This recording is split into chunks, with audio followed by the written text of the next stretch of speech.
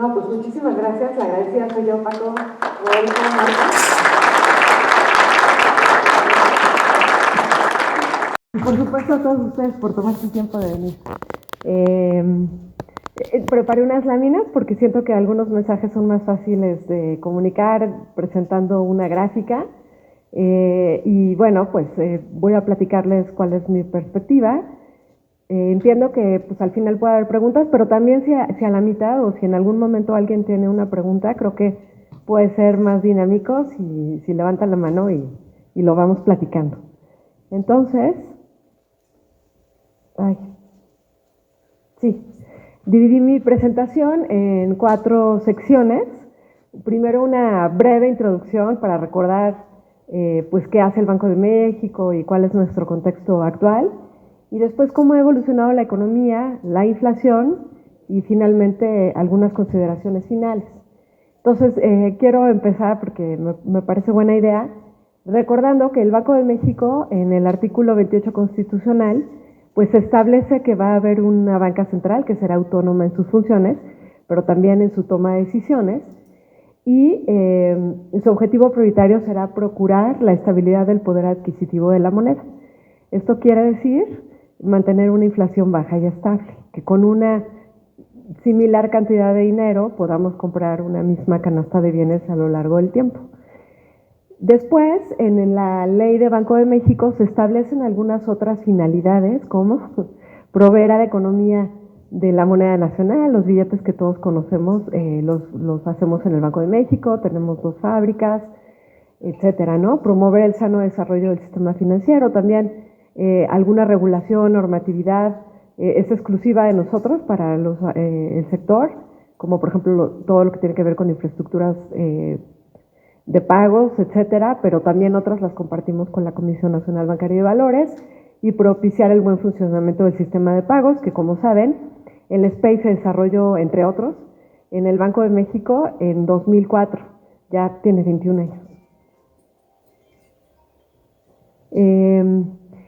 Entonces, bueno, pues el propósito, el objetivo del Banco Central es mantener una inflación baja y estable. El banco tiene un régimen, porque pues, no tomamos las decisiones así en el vacío, tenemos un régimen monetario y en 2003 se estableció la meta de 3%. Tenemos un régimen de metas de inflación y la meta se fue bajando a lo largo de los años, empezó en 10, pero a partir de 2003 nuestra meta es 3%, con un intervalo de variabilidad de más o menos 1, esto es que reconocemos que va a variar entre 2 y 4, y ya. Pero entonces, esta lámina me gusta porque en los años recientes pues hemos estado inmersos en temas atípicos y en momentos que han sido complicados. Y entonces, ¿en dónde estamos hoy? Pues también hay que recordar de dónde venimos. Y entonces puse una línea del tiempo para recordarles que en el año 2020 pues se declaró una pandemia que fue muy disruptiva en términos comerciales, económicos, por el cierre que implicó en diferentes sectores y cómo fueron abriendo, pero también fue muy diferente en los países. Por ejemplo, México, pues lo que es educativo se fue 2 años a clases en línea, pero otras cosas no, por ejemplo el turismo o los puertos. En cambio China tuvo una política COVID-0 y cerró pues, por mucho tiempo en diferentes momentos sus puertos, y como saben, pues China es un gran proveedor al mundo pues de diferentes componentes, y por los últimos, no sé, 4 décadas habíamos estado en un proceso globalizatorio que con la pandemia y estas disrupciones pues fueron realmente importantes. Por ejemplo, aquí en México muy claramente tuvimos esta falta de chips que afectó el sector automotriz, que a lo mejor podían seguir ensamblando coches, pero no tenían los chips, y entonces había listas de espera, y bueno, todo eso está el gran confinamiento, disrupciones en la cadena de suministro, todo eso devino entonces en temas de oferta de los bienes y en un proceso inflacionario, pues que sobre todo empezó en 2021, cuando ya teníamos vacunas, ya le entendíamos más de qué se trataba el coronavirus, y fuimos reabriendo la economía, y después en 2022 con el conflicto en Ucrania tuvimos más choques inflacionarios porque pues, Ucrania y Rusia producían una parte muy importante de los granos del mundo, aceites, fertilizantes, materias primas en general, o energía, por ejemplo, para Europa, que si bien nosotros estamos muy lejos, como saben, las materias primas pues se determinan en precios internacionales, entonces pues afectó a todo. Entonces esos 3 años que están en rosa es porque son años inflacionarios, ¿no? Digamos. Pero los otros años, nada más para recordar de dónde venimos, con la inflación, pues los bancos centrales en México y en todo el mundo activamos nuestra respuesta, que es nuestra herramienta es la tasa de interés, la fuimos incrementando.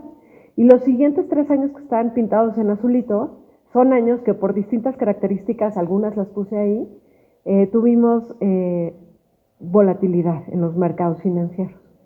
Los mercados financieros pues también son muy importantes. México es una economía pequeña, muy abierta. Nuestra moneda nacional es la tercera moneda de economías emergentes más operada en el mundo, solo después en emergentes, después del renminbi chino y de la rupia de la India.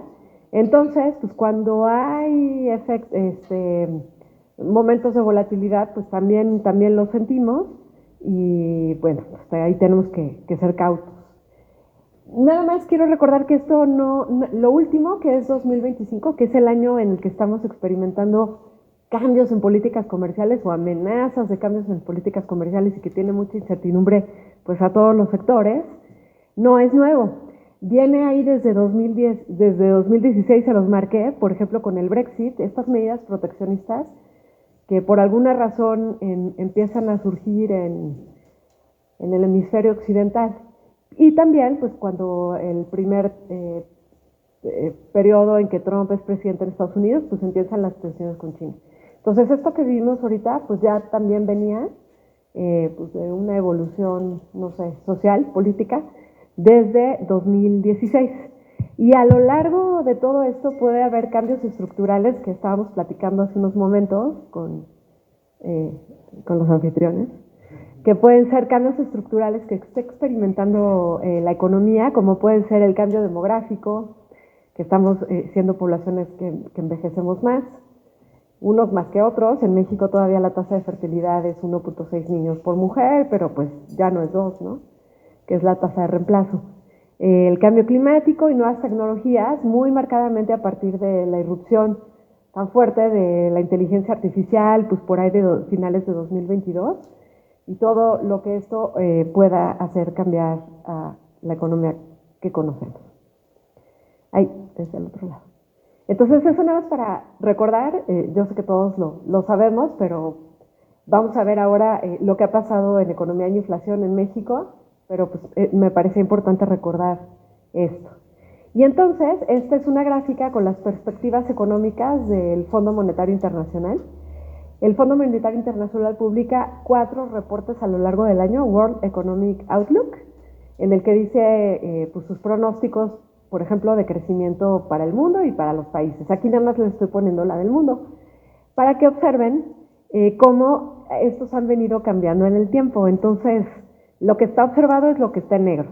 2024 creció el mundo en 3.3%. Pero a inicios de año el primer pronóstico es el morado. En enero el Fondo Monetario Internacional anticipaba un crecimiento de 3.3. Pero entonces empezaron a venir los amenazas de aranceles del presidente Trump y en particular pues el Liberation Day, ¿no? El famoso 2 de abril en el que saca una lista con aranceles a muchos países y entonces noten el pronóstico de abril, que es el azul clarito, pues se va mucho para abajo, ¿no? Pero a medida que ha pasado el tiempo y que ha habido pues algunos acuerdos expresados a través de cartas o cierto establecimiento ahí de otro nivel de aranceles, pues se ha venido regresando. Entonces, en julio pues se regresó un poco a 3% y recientemente hace una semana publicaron el de octubre y ya está más parecido al morado, pero un poquito abajo, ¿no?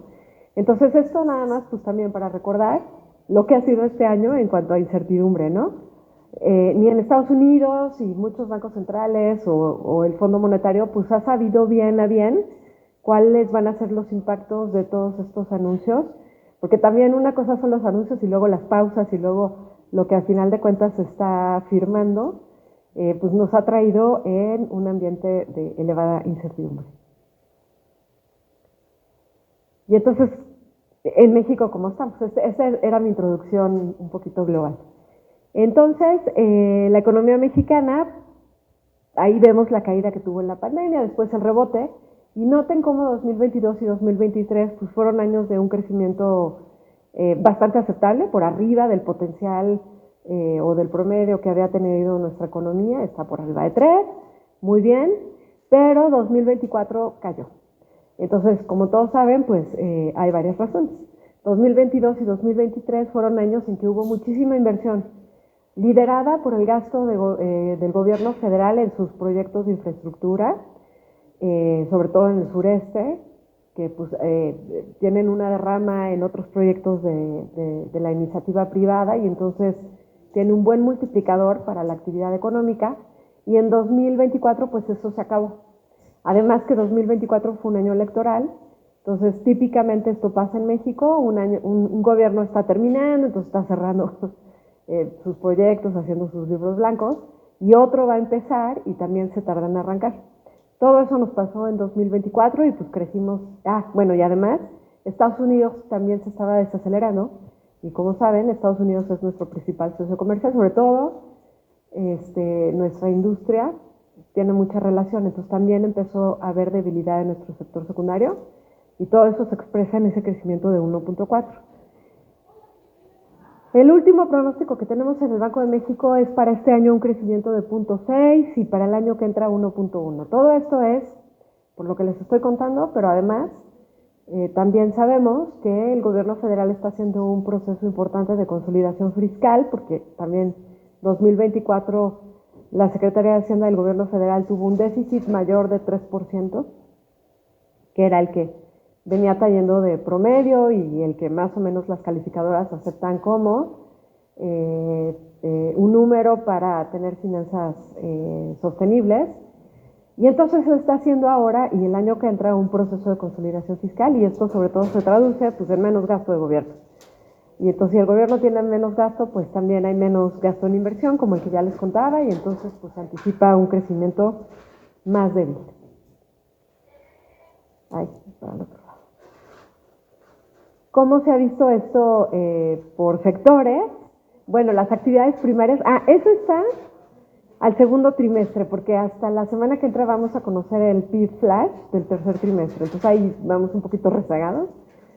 Ayer se conoció el IGAE, por ejemplo, y actividades primarias vuelve a crecer en septiembre, ¿no? Pero bueno, aquí estoy al segundo trimestre, actividades primarias en realidad pesa muy poco en el PIB, es importante, pero pesa poco y es mucho más volátil, como pueden ver en la gráfica verde.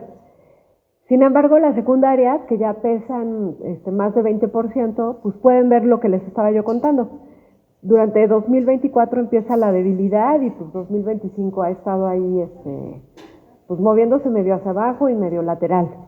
Y las actividades terciarias, que son las que más aportan a nuestro PIB, siguen creciendo, siguen con dinamismo. Si vemos ahora el PIB por el lado, no por el lado de la oferta, sino por el lado de la demanda, el consumo privado es el componente que más pesa como 65%. Como pueden ver, pues creció muchísimo después de la pandemia.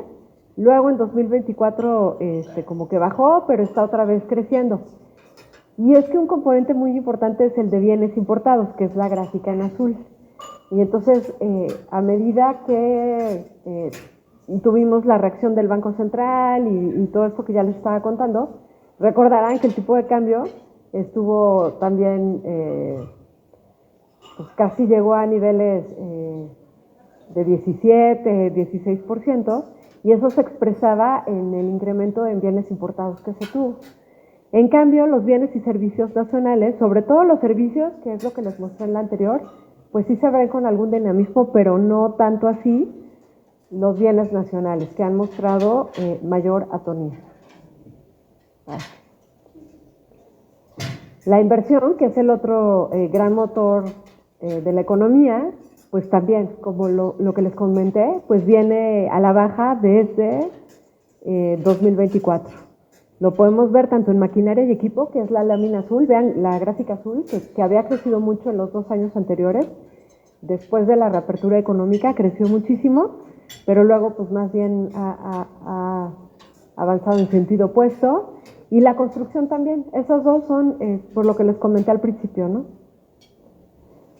En cambio, las exportaciones manufactureras han tenido un desempeño muy favorable, sobre todo las no automotrices, que son las que ven en naranja. Las automotrices, que son las azulitas, pues vemos cómo medio se estaban recuperando después de la pandemia, pero a lo largo de esta debilidad industrial que les comentaba, y sobre todo este año con los aranceles, que muchos van enfocados precisamente a esa industria o a componentes de esa industria, pues pareciera que sí le está afectando en el crecimiento. En cambio, las no automotrices, que son las naranjas, tienen una dinámica muy impresionante.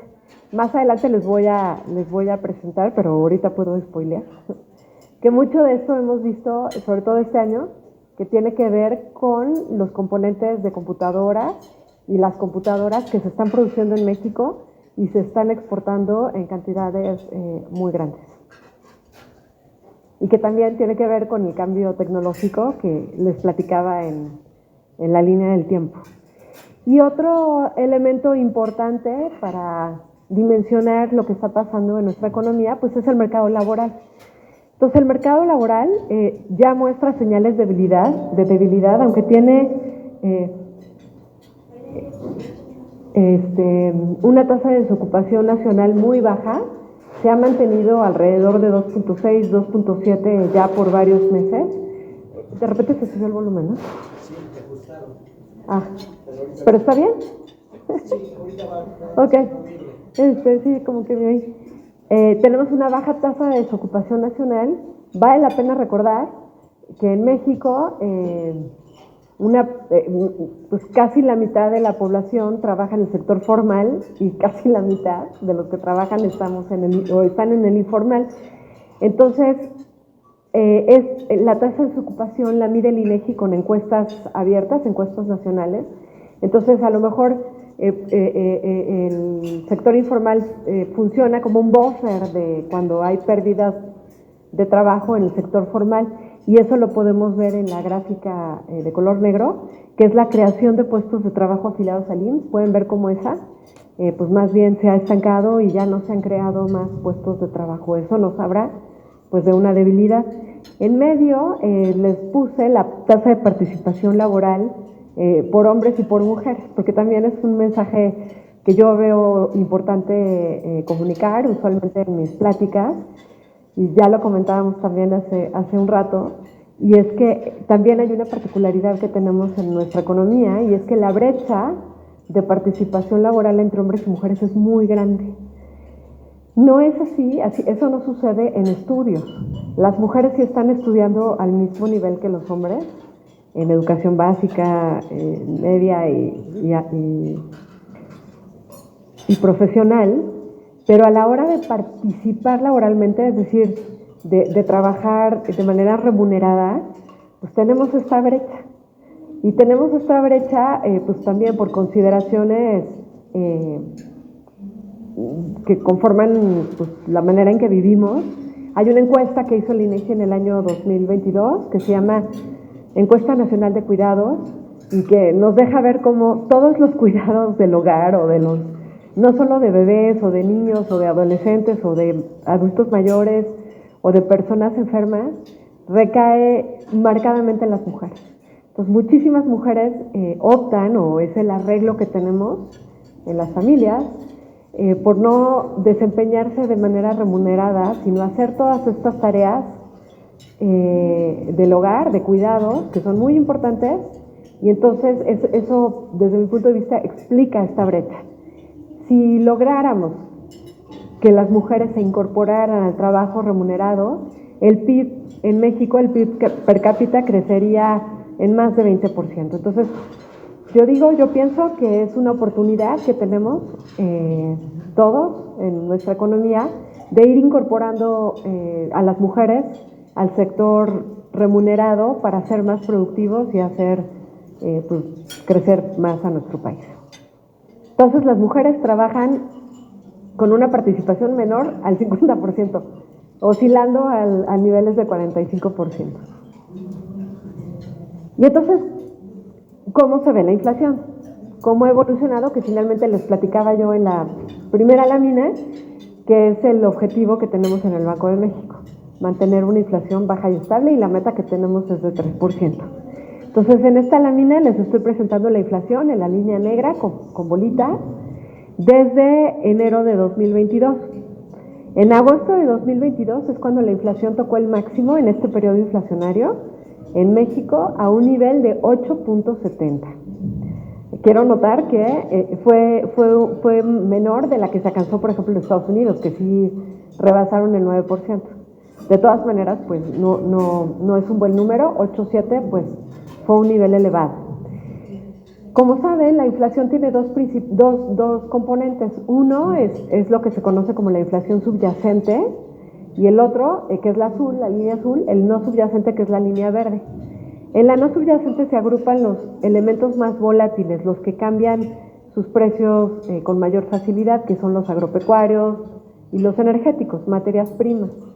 En cambio, en la subyacente están los bienes y también los servicios. Entonces, decimos que la subyacente además pesa un poquito más del 75% de todo el índice de inflación. Entonces, la subyacente pues anticipa o se mueve más parecido a lo que se va a mover el índice general. Y entonces ahí pueden ver cómo, en efecto, a lo largo del proceso desinflacionario, pues la subyacente iba en el mismo sentido, y en cambio la no subyacente ha tenido pues un movimiento más abrupto. Por ejemplo, en el año 2023, que fue el año de la mayor desinflación, cuando ya venía de bajada, pues pueden ver cómo incluso hubo 2 meses en que la no subyacente tuvo lecturas negativas. Pero al siguiente año, en 2024, pues fue lo contrario. 2024, les recuerdo, fue un año de sequías históricas muy pronunciadas, entonces se afectó los precios de algunos productos, no de todos, solo son algunos, pero que pesan mucho en la canasta y que su impacto fue muy grande, de tal forma que causó lo que están viendo en la gráfica. Y noten también cómo recientemente, en 2025, de hecho, en enero de 2025, la línea negra, los puntitos negros finalmente están abajo de la línea puntuada en el nivel de 4. Entonces, en enero de este año ya la inflación tuvo lecturas en el intervalo de variabilidad, o sea, abajo de 4.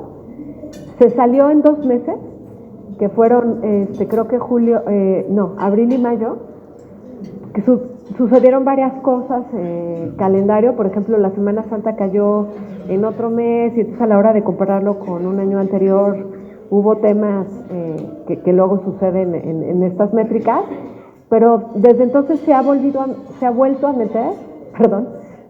meter al intervalo de variabilidad, de tal forma que tenemos 9 meses hasta septiembre, de los cuales 7 la inflación ya está dentro del intervalo de variabilidad. No obstante, hay un tema con la inflación subyacente, que ya les decía yo que es la que más pesa, y es que ha sido persistente en un nivel alrededor de 4, un poquito más de 4%, y se está tardando más en bajar. Aquí les estoy separando en diferentes colores los subcomponentes de la inflación subyacente. Ya les decía yo que son las mercancías y los servicios, pero las mercancías también las dividiendo para mostrarles que en México las mercancías que metemos en la inflación subyacente también incluyen a las mercancías alimenticias. Esto no pasa en otras economías. En otras economías alimentos los tienen fuera. Alimentos además pues pesa bastante en la canasta promedio de los hogares mexicanos, y por ejemplo las mercancías alimenticias incluyen las tortillas o el pan, pues que se consume y que está muy asociado su valor o su precio o su formación de precios a las materias primas que lo componen, por ejemplo al maíz, ¿no? Y entonces, las mercancías alimenticias alcanzaron un máximo de 14.4 en el año 2022, Y después, pues también han venido a la baja, ¿no? Pero, por ejemplo, los servicios, que es la línea amarillita, esos no alcanzaron el 6, se quedaron en 5.7, pero estuvieron durante 2 años seguidos por arriba de 5. Vean cómo se mueve la línea amarilla, arribita del 5, que es el que puse en azul punteado, y esto, por ejemplo, mostraba eso, una persistencia de la inflación de servicios por arriba de 5, que finalmente la cruzó en octubre de hace un año y ya empezó a bajar, pero noten que baja pues bastante lentamente. En cambio, las mercancías no alimenticias, o sea, la ropa, los muebles, etcétera, bajaron y bajaron mucho. Entonces, lo que está pasando recientemente es que las mercancías se están normalizando a su promedio y los servicios están tardando todavía mucho en bajar a su promedio. Todavía están del orden de 4, cuando su promedio había sido más cercano a la meta de inflación de 3. Entonces, desde mi punto de vista, esta es una de las, esta dinámica o esta sincronización entre el comportamiento de los servicios y el de las mercancías, por diferentes cosas, algunas que las estoy comentando, es un reto que tenemos para llevar la inflación al objetivo. Sin embargo, pues ahí va avanzando. Hoy, esto lo traigo a octubre, hoy se dio a conocer la inflación de la primera quincena de septiembre y vuelve a bajar, ¿no? Entonces, pues estamos, digamos, en esto que se conoce como la última milla o ya más cercanos a llegar a la meta. En realidad es cuando puede ser que cueste más trabajo, porque históricamente ha costado trabajo. En México, históricamente, que la inflación llegue a su meta de 3% de manera sostenida ha sido un reto para el Banco de México permanente. Ahí. Y entonces, claro, con nuestras decisiones y nuestra evaluación también publicamos un balance de riesgos.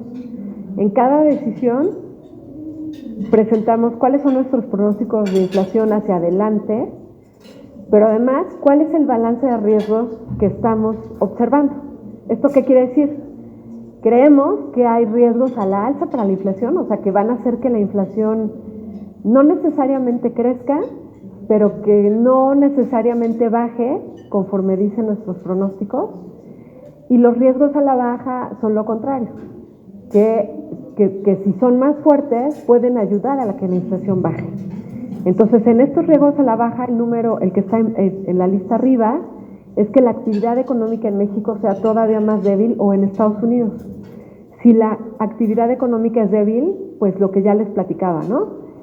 Hay menos creación de empleos, o la gente tiene más miedo de perderlo, o en fin, y entonces la demanda por servicios y bienes cae, y entonces el traspaso de costos de las firmas, pues se previene o se da más lentamente, y eso ayuda a que la inflación caiga. En cambio, a la alza, pues tenemos los riesgos de que la moneda nacional muestre una depreciación, cosa que no se ha visto, sino todo lo contrario. Está muy estable, pues abajo de 18.50, pero en cualquier momento, y lo sabemos por experiencia, esto puede cambiar. Y si eso cambia, ese es un canal de traspaso a precios y por lo tanto a inflación importante. Otro es las disrupciones por conflictos geopolíticos o las políticas comerciales que nos traen en esta incertidumbre. Y el tercero es el que yo les he venido platicando, el de la persistencia de la inflación subyacente. No necesariamente que vaya a subir, pero que se tarde mucho más en seguir bajando. Está como muy estable por arribita de 4, ¿no? A eso le llamamos persistencia. Entonces, y eso tiene que ver con el cuarto, que es mayores presiones de costos, o sea, que quienes establecen los precios pues tengan que estar traspasando ciertos costos, ¿no? Entonces, bueno, es importante conocer nuestro balance de riesgos para saber que está sesgado al alza y que esto es un reconocimiento de que nuestros pronósticos de inflación pues pudieran revisarse un poquito a la alza, como ha venido sucediendo a lo largo del año. Sin embargo, como les mostré en las dos gráficas anteriores, la inflación sigue descendiendo. Perdón, sí. ¿Por qué se fija como meta el 3% de inflación? Pues ese se fijó en 2003. Mira, antes, en los 80s y eso, tuvimos inflación muy alta, ¿no? Cuando cambian este régimen de objetivos de inflación, el Banco de México, pues creo que empezó con 10, ¿no? Y luego bajó a 6, o sea, como que empezaron a ser exitosos, y finalmente se establece la de 3, en gran parte porque, por ejemplo, en Estados Unidos es 2, en casi todas las economías avanzadas es 2, y entonces, pues, está difícil que seamos más eficientes que una economía, además con la que tenemos tanta relación. Y bueno, no conozco los cálculos, pero tengo entendido que tiene mucho que ver con el panorama global, ¿no? Y entonces 3 se ha fijado y en ese es el que hemos trabajado. Y bueno, en nuestro régimen monetario también importan mucho las expectativas de inflación. Las expectativas las recopilamos a través de una encuesta con especialistas cada mes, y se publican en la famosa encuesta de expectativas del Banco de México. Y aquí les quiero mostrar cómo, bueno, hay expectativas, se preguntan para el cierre de año, para el año que entra, para 12 meses, para 4 años, para 5 años. Y entonces aquí les estoy presentando las de corto plazo, las de un año, que son las que están de aquel lado, y las de largo plazo. Esto para mostrar una vez más cómo el año 2021 y 2022 fueron realmente complicados, y se puede ver en esas expectativas. Vean cómo se habían elevado, se habían afectado. En cambio, recientemente pues ya están mucho más cercanas pues al 3.5, abajo de 4, que es lo que históricamente han tenido. En cambio, las de largo plazo, que son las que están en la línea azul, se afectaron mucho menos. O sea, sí su promedio ha sido de 3.5, como yo ya les dije. Es un reto para el Banco de México desde que se estableció la meta, realmente hacer que la inflación llegue a 3. Y entonces las expectativas de largo plazo han llegado a 3.5. En el episodio inflacionario que vivimos hace unos años se afectaron y habían estado oscilando entre 3.5 y 3.6, pero que no se afecten mucho más nos da para decir que las expectativas están bien ancladas, y eso es importante. Cuando se afectaron más en 21 y 22, pues tuvimos que reaccionar con los incrementos de tasa, que es nuestra herramienta. Y ahora sí, ¿qué hizo el Banco Central, no? Entonces, otra vez, aquí les muestro en la línea negra la inflación, y la línea roja es la tasa de referencia, que es el instrumento con el que cuenta el Banco Central. Entonces, podemos ver cómo pues en 2021 empieza a aumentar la inflación, y nosotros en junio es que empezamos a incrementar la tasa en escaloncitos de 25 puntos base. Pero conforme pues incrementaba más, y la lámina anterior, la de las expectativas, pues, también se estaban afectando, fue que después de 4 decisiones aumentamos el escalón a 50 puntos base. Hicimos 4, pero pues se necesitaba más contundencia, y entonces hicimos otros 4 de 75 puntos base. Incrementos de 65 puntos base no habían se visto desde que el Banco de México utiliza la tasa de interés como referencia. Entonces, creo que fue cuando incorporamos en nuestro comunicado una guía futura. El mercado lo tomó muy bien, y creo que todos estos mensajes se traspasaron muy bien a los mercados. Y todavía la incrementamos un poquito más para llegar al nivel máximo de 11.25. Nos mantuvimos en ese nivel a lo largo de un año, mientras la inflación ya iba descendiendo. ¿Y por qué no la bajamos luego, no? Bueno, pues como les presenté en la gráfica en la línea del tiempo, habían otros elementos que también se toman en cuenta, ¿no? Como la volatilidad, la incertidumbre. Y cuando uno ve esta gráfica dice, pues sí estaba la desinflación, pero cuando estábamos en ese momento no era tan claro que ya se hubieran superado los choques que nos habían traído estos niveles. Entonces, bueno, fuimos pacientes, prudentes, y después ya empezamos el ciclo de ajustes. Ahí hay una tablita que dice cómo hemos bajado. En el año 2024 bajamos 5 veces en escaloncitos de 25 puntos base. Este año hicimos 4 de 50, que fueron también un esfuerzo de comunicación de nuestra parte. En enero se publica un documento que se llama Programa monetario del Banco de México, en el que fuimos muy explícitos en decir que veíamos que la inflación ya estaba en otros niveles y que podía seguirse, apoyando su descenso al objetivo con un nivel diferente de tasa, que necesitábamos calibrar el nivel de tasa al nuevo panorama inflacionario, y así hicimos 4 de 50 y después hemos hecho 2 de 25, de tal forma que la tasa actual está en 7.50 desde el máximo de 11.25. Una manera de comunicar y de saber el nivel de tasa a qué corresponde, en el sentido de si estamos apretando o si estamos siendo expansivos o si estamos siendo restrictivos, es verlo en términos reales de corto plazo. ¿Esto qué quiere decir? A la tasa nominal, que ahorita es de 7.50, le vamos a restar las expectativas de inflación a un año para saber pues, cuál es la tasa real de retorno en un año, ¿no? Y a esa la graficamos, y en azul está el intervalo de variabilidad de la tasa neutral que calcula el Banco de México. ¿Qué es la tasa neutral? Pues el nivel de tasa que, digamos, es neutral al crecimiento o a la economía, ¿no? En la que, digamos, no está haciendo nada propiamente, ni incentivando ni restringiendo.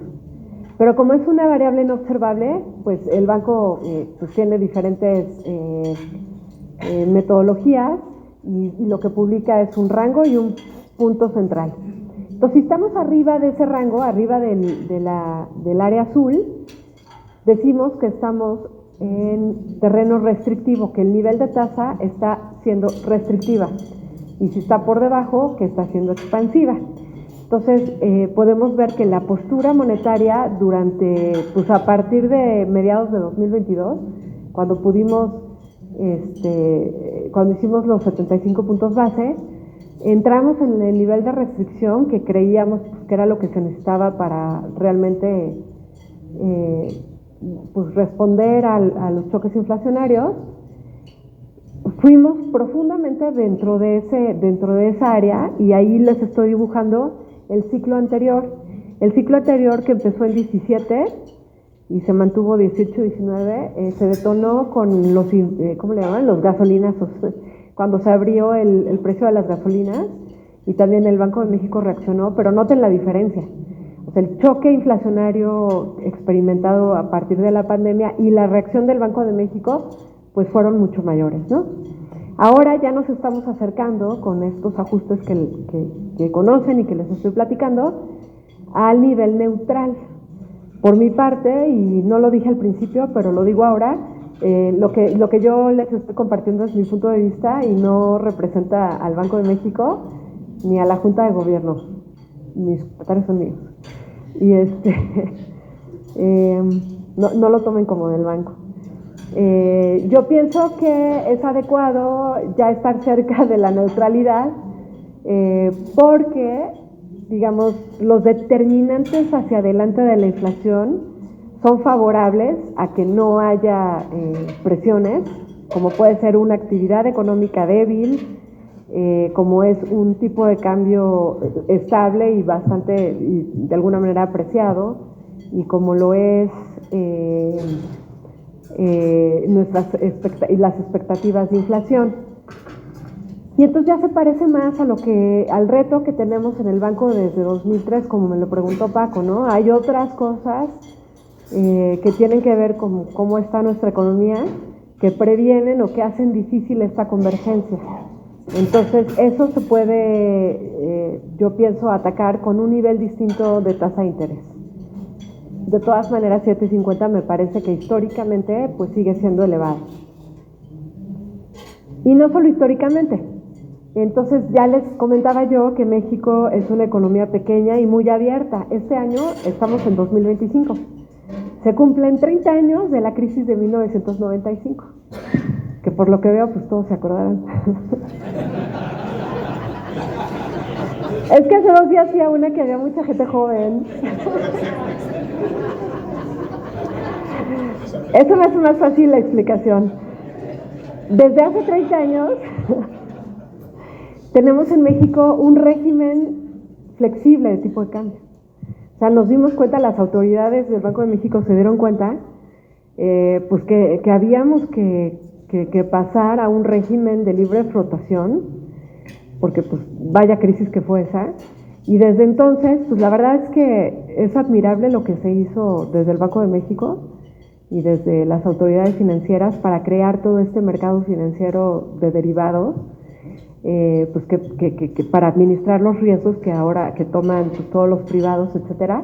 La moneda mexicana fue la primera en cotizar, igual de los países emergentes, la primera en cotizar en la bolsa de Chicago de futuros, y desde entonces pues ha crecido, ¿no? Les decía que la moneda mexicana se opera, es la tercera emergente en operarse en el mundo, y al día creo que son 1.600 millones de dólares que se operan de pesos mexicanos. No todo es en spot, obviamente, hay swaps, hay forwards, etcétera, pero pues es muy impresionante. Y entonces, pues desde entonces pasa eso, ¿no? La línea azul es el tipo de cambio. En lugar de mantenerla en unas bandas y de repente que explote, como pasó en 95, desde entonces pues lo que se ve son fluctuaciones cotidianas. Todo el día el tipo de cambio va variando pues de acuerdo a las condiciones del mercado, y entonces se está absorbiendo pues esta volatilidad que pueda venir de diferentes lugares. Por ejemplo, ahí estoy dibujando desde 2024, y entonces vemos, por ejemplo, las elecciones en México fueron un evento que ajustaron el tipo de cambio. Fueron un par de semanas que hubo cierta volatilidad. El presidente salió el secretario de Hacienda a dar ahí unos mensajes, que por cierto eran 4 mensajes, y uno de ellos era la independencia del Banco de México. Por eso también inicié con la lámina de qué hace el Banco de México y cuál es su objetivo, porque siempre es muy importante recordarlo, ¿no? Nuestro objetivo es la inflación y hemos tomado las decisiones basados en eso y no en otras consideraciones. Entonces, bueno, hay correcciones, por ejemplo, con las elecciones, después cuando el Banco de Japón incrementó su tasa de interés en agosto, después con la volatilidad, pueden ver conforme se acercaban las elecciones en Estados Unidos y Trump empezaba a liderar, y luego pues ya gana, y luego con los aranceles. Y luego está el 2 de abril, cuando pues sorpresivamente, pues ya fue demasiado y el dólar se deprecia, que también es algo que pasó este año y que no se había visto necesariamente en otros años, que los activos, o sea, que en Estados Unidos hubiera un choque de primas de riesgo, ¿no? Entonces el dólar se empieza a depreciar, y entonces todas muchas monedas en sentido contrario. Entonces pueden ver cómo México ya, el peso mexicano había llegado a un nivel y luego de la rayita esa, pues cae, ¿no? Otra vez vamos en el camino de los 18 y ahí hemos estado. En la línea morada está la volatilidad implícita a un mes en el tipo de cambio. Entonces también pueden ver cómo esta pues se afecta con los mismos eventos. Pero ya tenemos un tiempo, pues desde mayo, que estamos debajo del promedio desde 2010, que es 12. O sea, realmente, ¿esto qué quiere decir? Que el mercado no está anticipando una depreciación de la moneda, ¿no? Y al contrario, pues el nivel de volatilidad está bastante bajo. Esta es la que spoileé un poquito. ¿Qué está pasando? Bueno, está toda esta incertidumbre, está esta debilidad en la inversión, está creciendo los servicios, la debilidad del mercado laboral, pero las exportaciones manufactureras, sin contar automóviles, fíjense lo que les pasó. Empieza Trump a amenazar con los aranceles, y entonces nos damos cuenta, bueno, que México tiene todavía vigente el TEMEC, pero que menos de la mitad de las exportaciones que estábamos haciendo a Estados Unidos se iban por el TEMEC. Pues qué extraño, ¿no? Bueno, porque no había otros aranceles, y porque para ciertos sectores tenían, por ejemplo, arancel cero o arancel muy bajito por el tema de nación es menos favorecida por la OMC, ¿no? Pero pues de repente llega esta irrupción, este cambio, y vemos 6 meses después, que es la otra columna, el uso del TEMEC en julio creció de menos del 50 a 84%. Entonces todos los sectores, y vean que es como transversal, ¿no? Se empezaron a dar cuenta, y a lo mejor aquí sabrán más los contadores, la verdad yo ahí no sé muy bien, ¿por qué no estaban necesariamente en el TEMEC? Además de lo que ya dije, que a lo mejor pues no tenían otro tipo de aranceles, pero también a lo mejor comprobar que uno está cumpliendo las reglas de origen del TEMEC, pues nos trae costos administrativos o contables, no sé. Pero bueno, pues con las amenazas de Trump y este nuevo panorama, vemos que la industria de las manufacturas en México, a julio pasado, está usando ya el TEMEC en un 84.8%. Noten específicamente computadoras y comunicación, cómo creció, que es el primer rubro. Y aquí no traigo volumen, esto nada más es el uso de TEMEC, pero si vemos en volumen la gráfica que les mostré antes, o sea, nuestras exportaciones de computadoras y componentes están creciendo muy rápido. Y además, bueno, pues casi todas nuestras exportaciones son a Estados Unidos. Bueno, ya esta es la última, como consideración final, pues ya les platiqué de la volatilidad y de todo esto se expresa en ciertos fundamentos que tiene México y que nos diferencian de otros países pares. Hay mucho interés en México todavía y parte de ello, por ejemplo, les dije que salió el secretario de Hacienda y de los mensajes que podemos dar buenas cuentas de nuestra economía, pues están aquí, ¿no? Además de la independencia del Banco Central, del régimen de flotación de tipo de cambio, de la no intervención que tenemos las autoridades al respecto, bueno, pues tenemos un buen nivel de reservas internacionales que administra el Banco de México, medido por diferentes métricas. Además tenemos la línea de crédito flexible del Fondo Monetario Internacional, que no se usa, pero sirve como un sello de confianza que tenemos. Los déficits de cuenta corriente, pues la verdad es que están muy acotados, no para nada como hace 30 años o como otras economías. Nosotros lo tenemos muy bien. La capitalización del sector bancario duplica lo que solicita Basilea III, y otra vez regresándome a nuestras crisis, yo creo que en México todavía tenemos memoria y todo lo que tiene que ver con deuda o con capitalización, la verdad es que nuestro sector financiero está bien cubierto. Y esto lo digo porque parte de la volatilidad que hubo en 2023 fue la quiebra de algunos bancos regionales en Estados Unidos, ¿no? ¿Se acuerdan? Silicon Valley Bank y otros. Entonces, pues la pregunta era, ¿es otra vez la crisis de 2008 o algo así? Y al voltear a ver a nuestros bancos, a nuestro sector financiero, pues nos dimos cuenta de esto, ¿no? La capitalización del sector bancario, o sea, Basilea creo que pide como 10, 11 y estamos en el doble, ¿no? Y finalmente el balance histórico de la deuda pública, o sea, la deuda entre el PIB, si bien tuvimos pues el año 2024 que Hacienda se pasó del 3% que ya comenté, tienen firme convicción y están trabajando en lograr la consolidación fiscal. Con el paquete se anunció pues que iba a ser un poquito más lento de lo que habían anunciado, pero de todas maneras sí está sucediendo. Y a nivel de esta métrica, pues la verdad es que la deuda como proporción del PIB todavía está alrededor del 50%, y si uno voltea a ver otros países, pues que han tenido una política fiscal mucho más expansiva desde la pandemia, que aquí, por cierto, pues se acuerdan que no hubo, pues están, no sé, Brasil creo que a nivel de 80 y cosas así. Cuando vemos estos fundamentos macroeconómicos de nuestro país, nos diferencian en el buen sentido, y yo creo que varios de esos se refleja en esta estabilidad del tipo de cambio, de la volatilidad implícita, etcétera.